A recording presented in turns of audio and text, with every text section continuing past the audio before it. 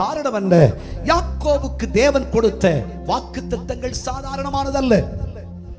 கர்த்தர் யாக்கோபோட வாக்கு பண்ணினார்.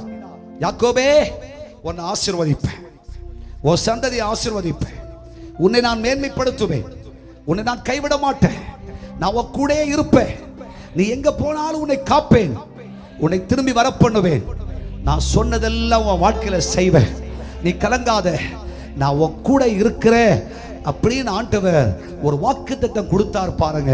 வேதம் சொல்லுகிறது, அந்த வாக்குத்தத்தத்தை யாக்கோபு கட்டியாய் பிடித்துக் கொண்டான். கர்த்தருக்கு ஒரு கைத்தட்டு கொடுக்கலாமா? இன்று தேவன் கொடுத்த வாக்குத்தத்தத்தை விசுவாசிப்பீர்களானால், பின்பற்றுவீர்களானால், ஏற்றுக்கொள்வீர்களானால், அபியாசப்படுத்துவீர்களானால், எனக்கென்று சொல்வீர்களானால், கர்த்தர் அதை செய்ய வல்லவர் என்று விசுவாச அறிக்கை செய்வது உண்மையானால், உன்னுடைய நினைவுகள் அல்ல என்னுடைய நினைவுகள், உன் வழிகள் அல்ல என்னுடைய வழிகள், உன் சிந்தை கெட்டாததை உனக்கு செய்வேன் என்று கர்த்தர் சொல்லுகிறார். கைகளை தட்டி ஆண்டவரை மகிமைப்படுத்துங்க. ஹல்லேலூயா. ஆண்டவர் வாக்கு கொடுத்தாரா?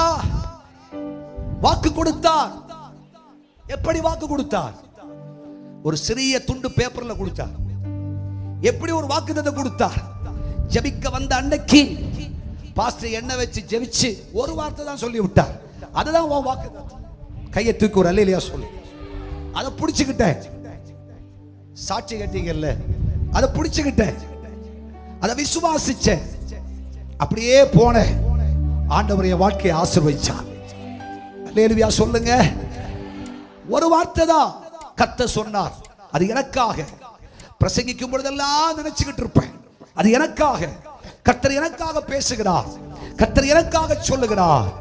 கர்த்தருடைய பிள்ளையே, வாக்குத்தத்தங்களை பற்றி கொண்டவர்கள், பின்பற்றி கொண்டவர்கள், கர்த்தராகிய தேவன் சொல்லுகிறார், சிந்தை கெட்டாத நன்மைகளுக்கு சொந்தக்காரர்களாய் மாறுவார்கள், யோசனை கெட்டாத ஆசீர்வாதங்களுக்கு சொந்தக்காரர்களாய் மாறுவார்கள்.